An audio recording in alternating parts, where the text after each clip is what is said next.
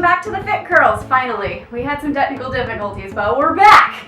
My name is Angela, I am a fitness professional and a curly hair enthusiast, and I use this channel to teach you how to keep your curls in shape. So, don't forget to hit that subscribe button and the notification bell next to it so you don't miss a single thing. Now today is all about you guys. You submitted your questions through Instagram and through my community tab here, and today I'm going to answer as many of them as I can get through while I'm just going to throw on some makeup and have some fun putting together a look with you guys. So if you're excited for this, hit this video with a thumbs up, and without further ado, let's dive in.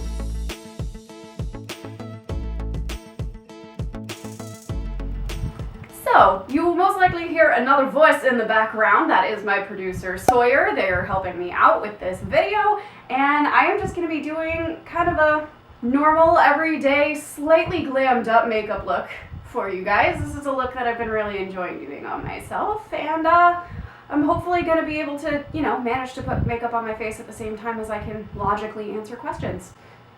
So here we go. I'm going to start just by putting a little bit of primer on my eyelids. This is the Too Faced Shadow Insurance. As you can tell, I use this, well, almost all the way up. So here we go. First one is my favorite one. Has anyone ever told you that you bear a pretty striking resemblance to Sarah Michelle Gellar? First of all, that is the nicest compliment I have ever gotten. And I have heard that a few times. So funny story, my junior year of college, I actually went as Buffy the Vampire Slayer to a Halloween party. And subsequently, when my hair was a little darker, I also went to another Halloween party as Faith.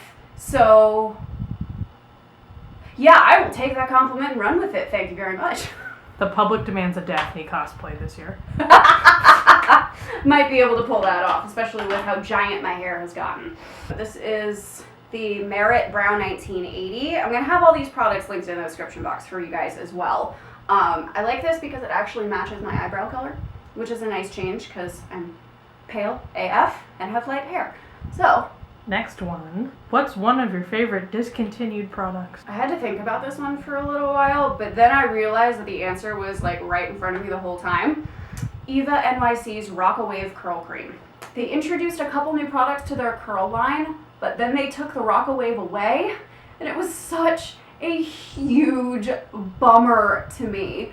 That curl cream was rich in protein and completely devoid of glycerin. Do you know how hard it is to find products that don't have glycerin in them for the summer or the winter? Ugh. So yeah, I doubt anybody from Eva is watching this right now, but if they are, bring back the Rock-A-Wave Curl Cream. I miss it. It was so good. Okay, so eyeshadow next. So I'm going to do kind of an olive green halo look with the At Forest Sight palette, which is the collab between ColourPop and Raw Beauty Kristi.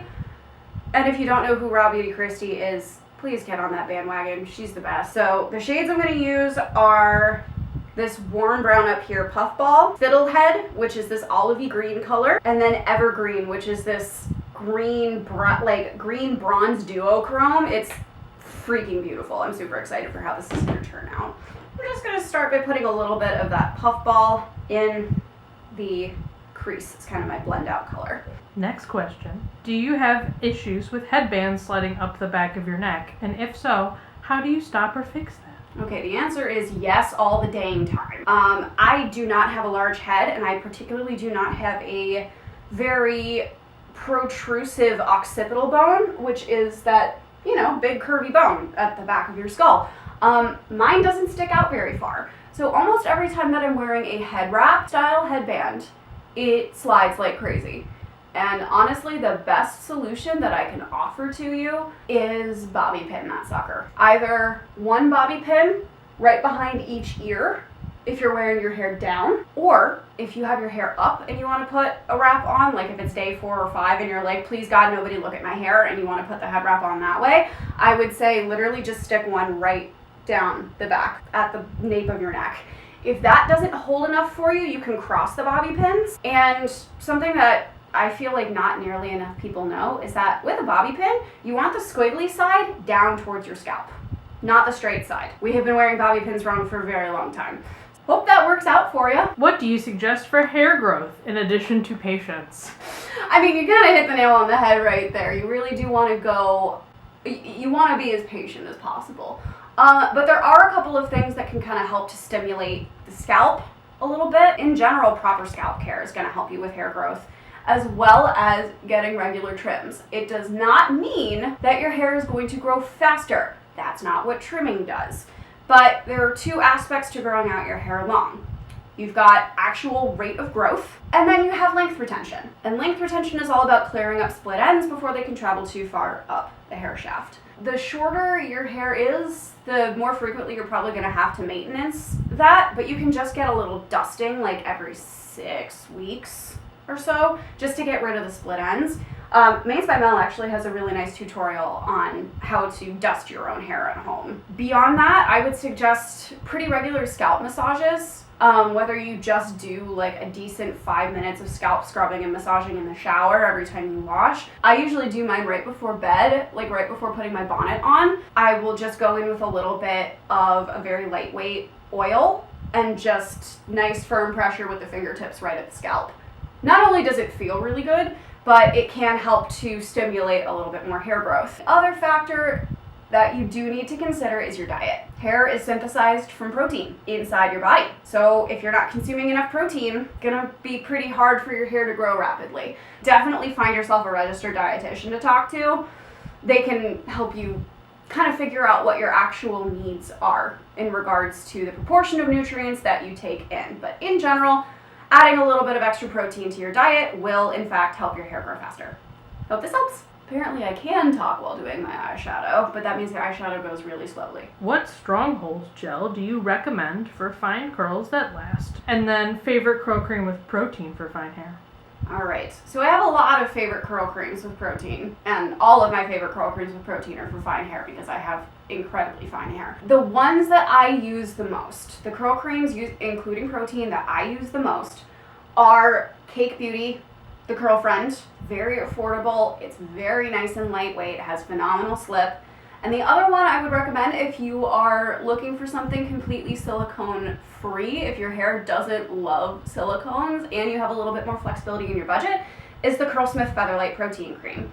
Those two are kind of tied for the top spot in my heart, and they definitely both work beautifully for fine hair. My husband actually uses the Curlsmith cream as a single styler in his own curly hair, and his curls turn out absolutely gorgeous pretty much every time. You get lots of volume from both of those products, so those are the ones that I would recommend. Now, in terms of a strong-hold gel, I haven't experimented with a lot of very hard-hold gels, but the one that I would say that has given me the most lasting results overall is Camille Rose Curl Maker. It is available at drugstores, at Target, online. It has a jelly-like texture, and it's not marketed as a hard hold, but I have found that as a gel, of all of the gels that I have ever used, that one required me to refresh the least. So that's what I would recommend. It's also glycerin-free and protein-free, which is really nice if you're a little bit protein sensitive, and it works for all hair types. It's fabulous. I love it. So what I'm doing now, I'm creating this like a halo look. So I took Fiddlehead on both the inner corners and the outer corners of my eye, and I kind of connected them up with that blending shade in my crease. And now I'm taking my finger and tapping Evergreen, which is that duochrome shade, right on the middle of my lid. What got you interested in fitness as a career? What do you like about it? What is most challenging? Okay, fitness as a career was a natural progression from being a professional dancer. As almost all performers will tell you, having a side hustle while you're auditioning is really, really important because otherwise you have no money. And I ended up getting Zumba certified in between cruise contracts that I did with Norwegian. I ended up following that into teaching a few classes in New York, and then fell into Pilates when a friend was getting certified herself and started needing to teach some clients. And I was like, I volunteer as tribute, that sounds dope. Completely fell in love with Pilates, ended up getting certified out of that. Working in fitness, I would say the most rewarding part of it is watching a client have a breakthrough. That moment where something that was completely impossible for a client when you started working with them, that one day comes along where all the work that they have put in finally gets that switch to flip in their brain and they do something that they literally thought was impossible for them, no matter how small that is the most rewarding part of coaching in fitness. The most challenging part, I would say, is dealing with diet culture and a lot of fitness myths that clients come in. Basically, with the concept that those are truth. It is so brutal to see clients come in and point out all the areas on their body that they want to change. It gets really difficult because they want rapid results, and they want rapid results that last. That's not how lasting change happens in your hair, in your body, in your life, in anything. Slow and methodical is the way to go, because then you learn the habits that you can actually sustainably build to keep progressing. So what I wind up doing with that situation is I start focusing not on what they look like, but what they can do. And every time I emphasize what they're capable of, it tends to help them see the victories. Spot training is a myth. You can't reduce fat only in your belly or your inner thighs or your arms by just training those areas. That's false. So is always having to run a steep calorie deficit in order to lose weight. The most challenging part for me, I would say, is trying to kind of counter that societal conditioning. Follow up to that, can you recommend any Pilates channels? Because the commenter cannot commit to classes because of scheduling and whatnot. That's completely fair. I always, as opposed to YouTube as a source, there are actually subscription services that I would recommend instead that have a lot of really well-taught beginner level mat classes, and the one at the top of that list that I would recommend is Pilates Anytime. I want to say it's pretty affordable the last time I checked, and you get totally certified experts in their field Pilates instructors teaching you mat classes and equipment classes if you happen to have access to equipment and feel comfortable using it. But they literally teach classes that you can follow along with really easily at home. The cues are super easy to follow, and they'll kick your butt. They will absolutely kick your butt. So I definitely recommend Pilates Anytime. Are you planning on making Pilates videos?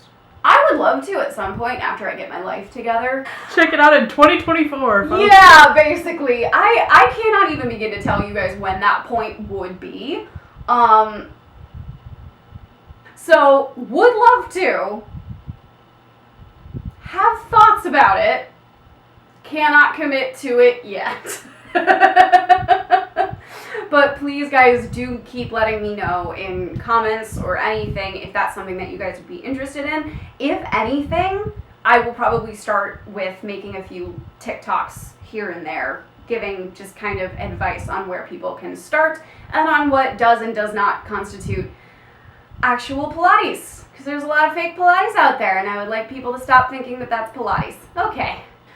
So I did put a little bit of the kind of matte olive green shade under my eyes just to smoke it out a little bit and to make it look like I do in fact have a lower lash line.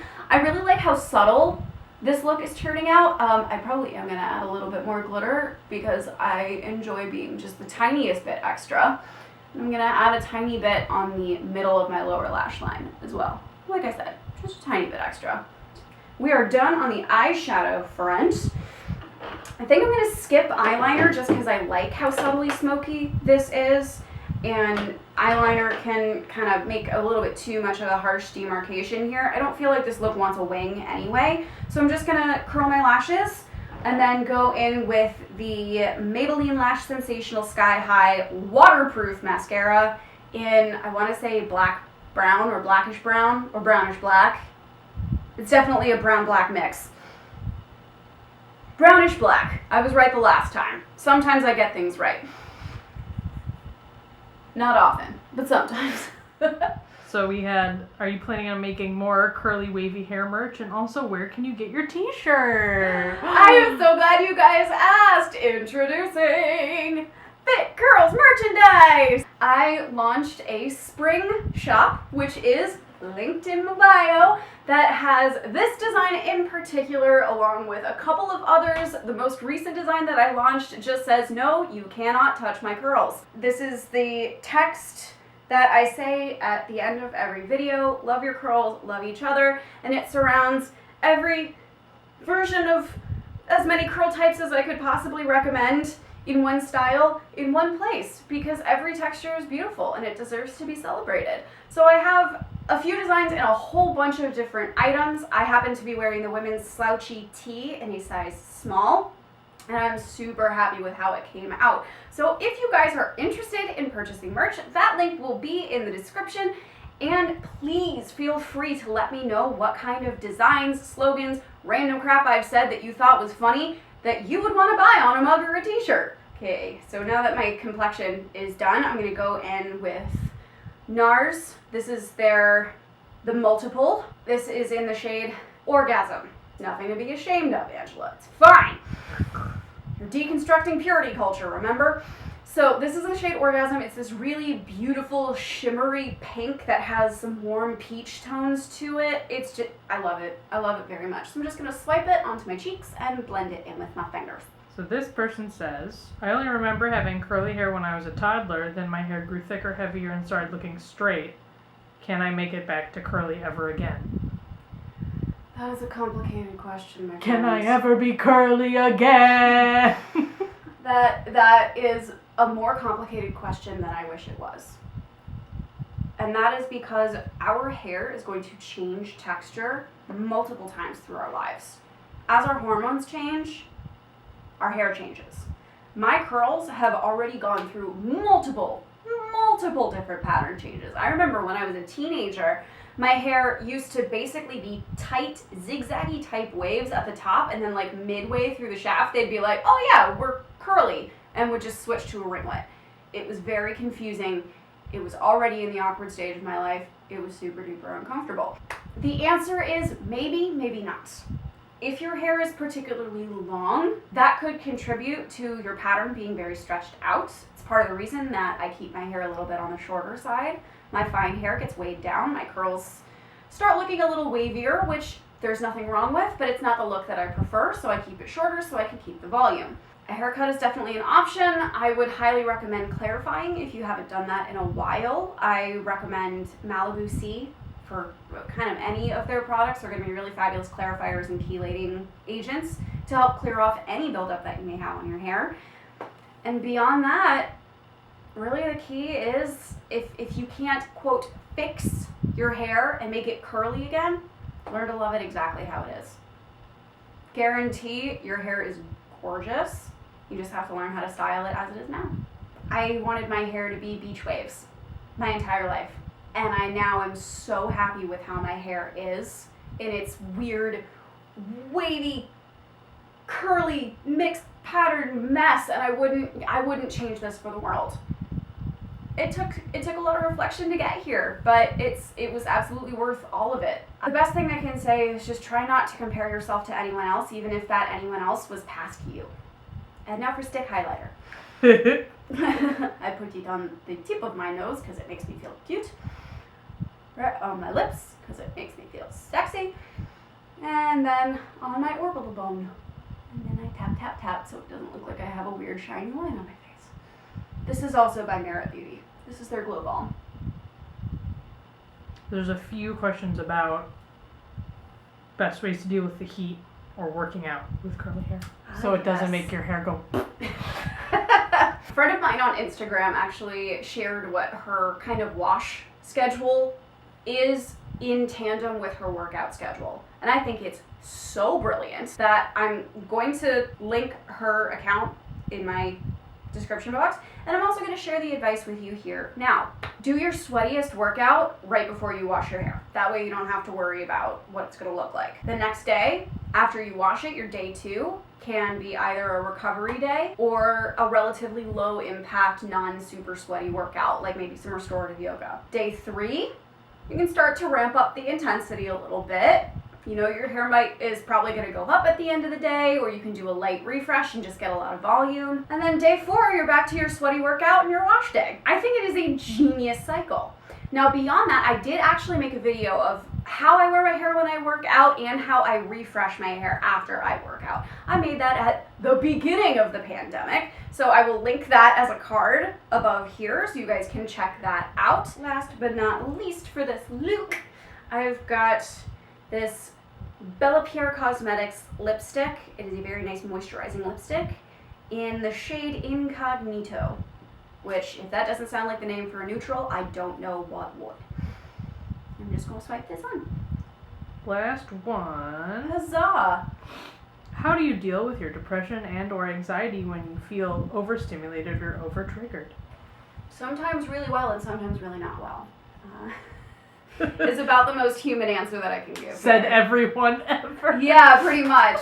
As an update for you guys, because I don't think I ever actually said this on my channel after I got my diagnosis, I was also late diagnosed with ADHD.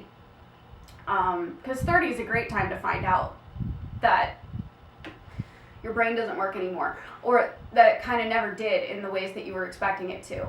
But as a result, I do wind up having a lot of sensory issues that can overload me pretty fast. We're talking like instant switch, like I can't tolerate this anymore. When I get overstimulated, the best thing to do is to turn off at least one source of the stimulus.